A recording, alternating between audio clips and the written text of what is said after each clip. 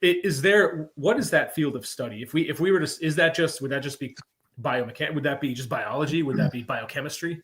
Bioenergetics is what that field's called. But I think, like, before we go to that discussion, I think to just take a step back, because you had a note in the show notes of like a calorie deficit is not just eating less.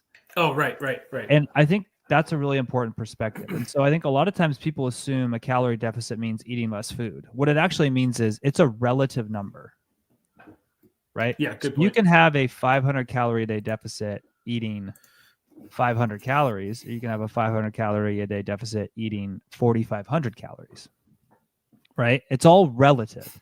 And I think it's sort of the same way, like the same analogy is like getting rich or building wealth, right? Wealth is the difference between how much money you earn and how much money you spend, which means you could be really wealthy if you spend zero and earn a lot, right?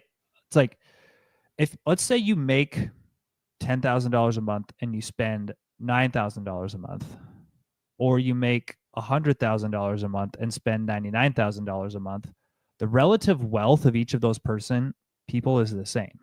Now, if you make $100,000 a month and spend $9,000 a month, that's a lot different. The same thing applies to like a calorie deficit. And so one of the perspectives that I think we don't think about enough is we always assume a calorie deficit is driven from eating less.